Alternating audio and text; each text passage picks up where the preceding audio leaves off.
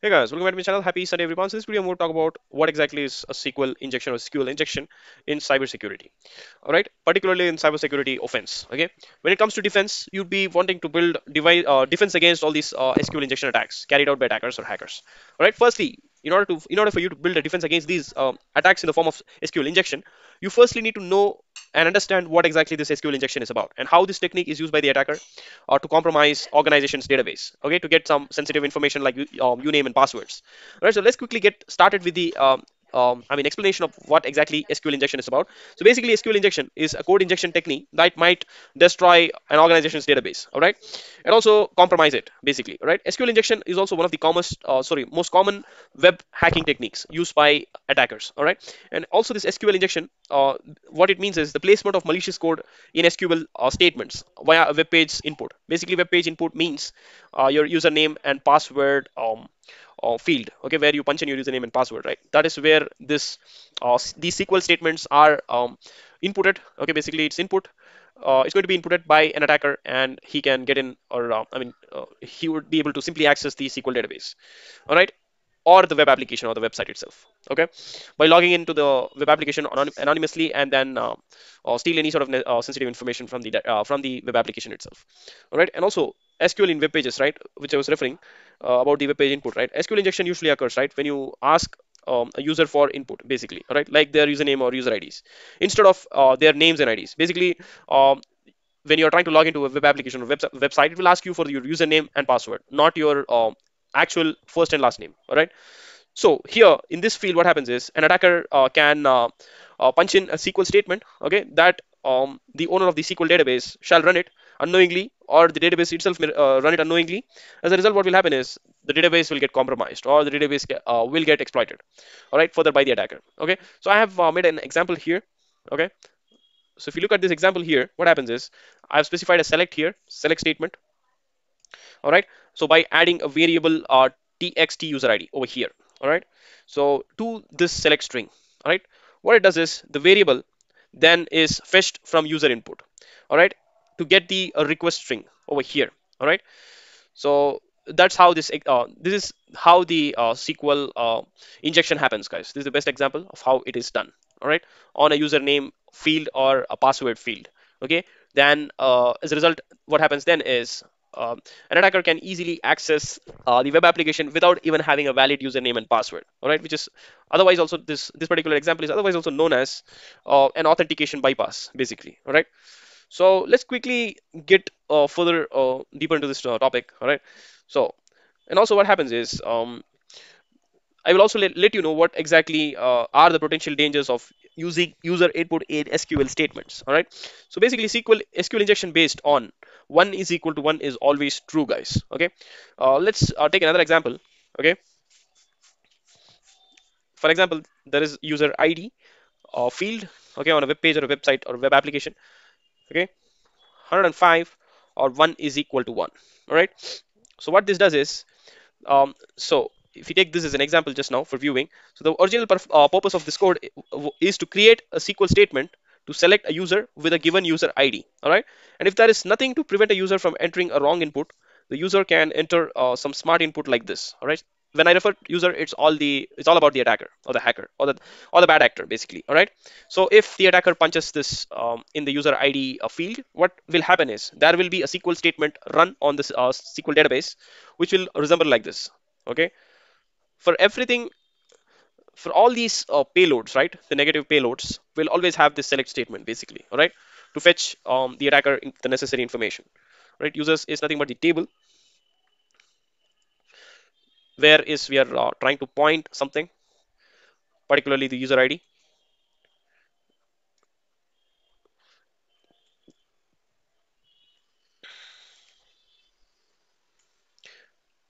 I'm going to then add a or operator.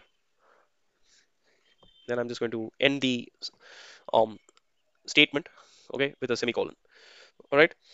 So this particular SQL query or statement above is valid. Okay. For example, if a website is vulnerable to SQL injection, if the attacker tries to run this payload, all right, we can call this as payload.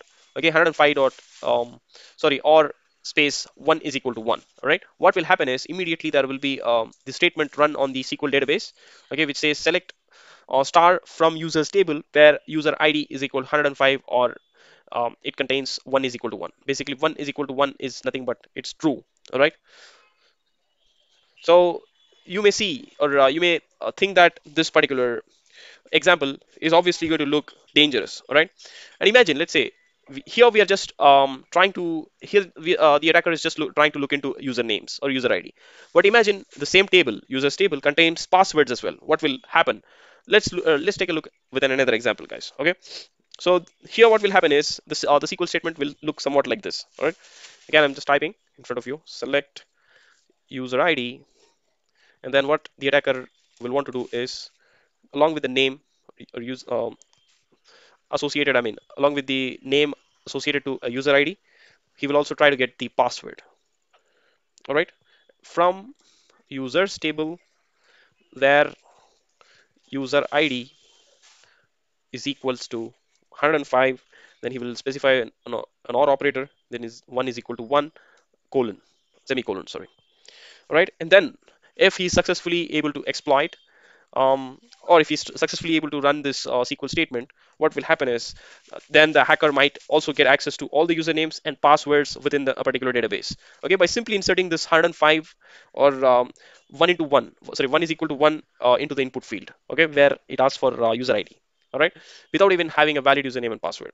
All right, so this is how SQL injection, right, is very dangerous. Okay, so it's very important, basically, to protect all the databases within organizations. If it's a responsibility of all the SQL database administrators to protect their database by specifying SQL parameters, basically, right? So that's how.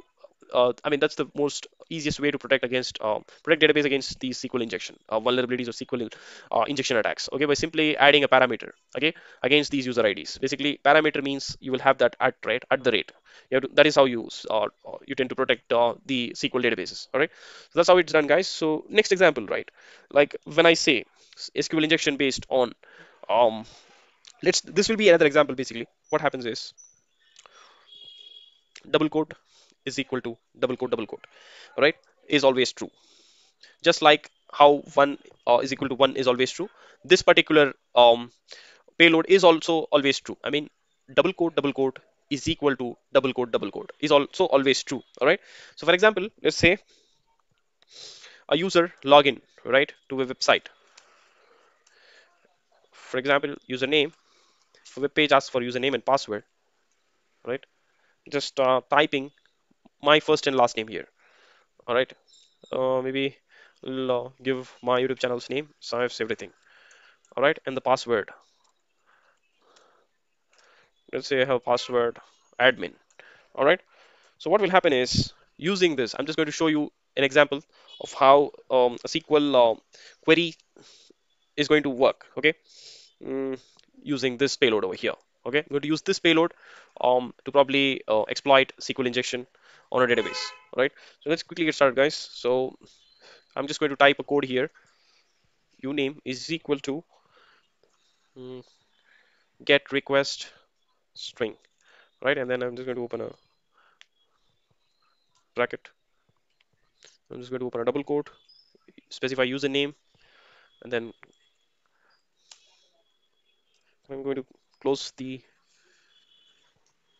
statement by giving a semicolon, and I'm just going to put in here u pass, as in the user password, right? Is equal to. Then I'm just going to give the same here. Get request string user password.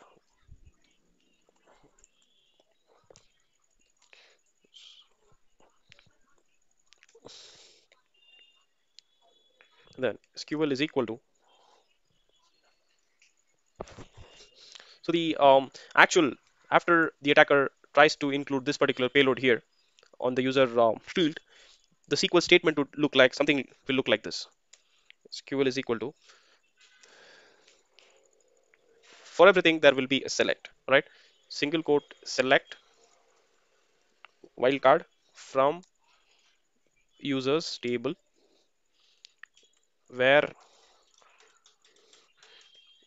name is equal to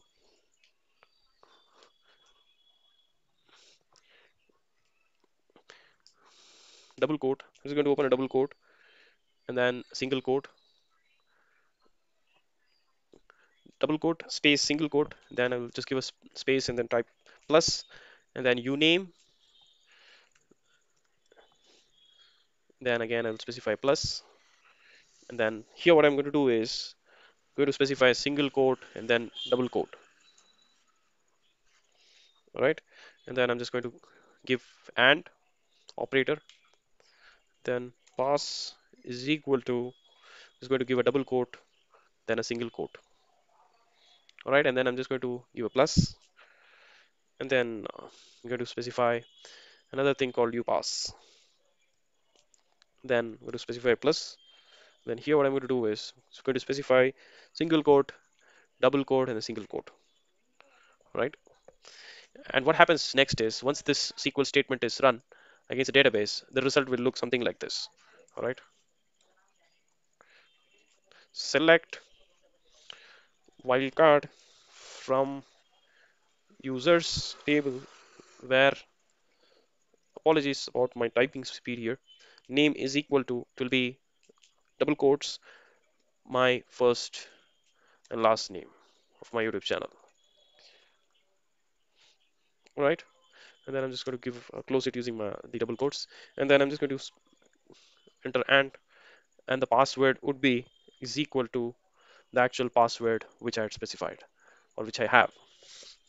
Okay, so this is the best example that defines how an attacker will use this particular payload. Double quote is equal to double quote in the user field or the username field basically. All right, and then if I would want to explain you how he might run it in a website on a website, then once he's able to exploit this, exploit it in the sense using burp suite, he can check if the website is indeed vulnerable to this SQL injection. If he does figure out that this payload is indeed working, what he will simply do is get into that website login page, and in the username and password field, what he will simply do is he will simply enter this payload here, double quote or double quote is equal to double quote, or he may do this as well, or double quote is equal to just a double quote. All right, and then password, it will be the same input where what he gave for username under username. All right, this or this. All right, and once he does that, what will happen is this particular payload that he has executed under username and password field, that will be a code that will be run on the SQL server. Okay, where the result will look like this, guys. After successfully exploiting the logon page, okay, using the SQL injection code you can call, or SQL injection query or statement, whatever you can call. All right, the result will resemble like this: select star, then from users table where name is equal to double quote or double quote is equal to double quote, and pass is equal to double quote or double quote is equal to double quote.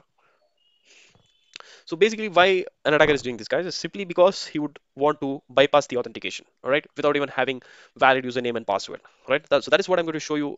I mean, in a more practical sense, using Burp Suite, how to exploit this SQL injection vulnerability and build a defense against it from attackers. All right. Let me quickly see if the recorder is still available. All right. So the recorder is still available, and again, this particular SQL query is indeed valid. Okay, and will return all rows from the users table. All right, since or space double quote is equal to double quote will always be true. Okay, as in the SQL query that the user is running will be successfully run against the SQL database of the target host. All right, and then giving him access to bypass the login authentication page of a website or web application basically. All right, so there are further more topics into this, like we can run SQL injections based on bash SQL statements. Okay, and also I have previously mentioned how to prevent a web application or a web application's database against these SQL attacks by simply putting in SQL parameters as a protection. All right, just nothing but you call it as a I mean you specify a SQL statement and then you just assign a marker as in the at the rate parameter. Okay, basically there is a at the rate. Um, let's say for example, if I want to tell you in a practical sense, what I can do is I can take the same example. All right.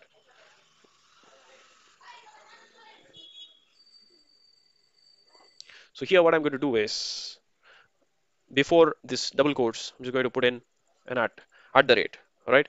Or I can put two at the rates. So here what happens is there's a way of protecting your user IDs and passwords by just simply specifying at the rate, basically, all right?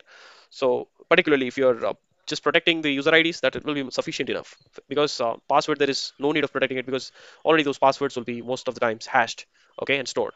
So mostly user IDs are easily exploitable once. Hence, if protecting the user ID uh, content is itself going to be working to the max benefit, right? And so that is how you do it, guys. Okay, and if you found I really apologize if this video got dragged a bit. Okay, I just wanted to explain everything in a more slower sense or slower manner.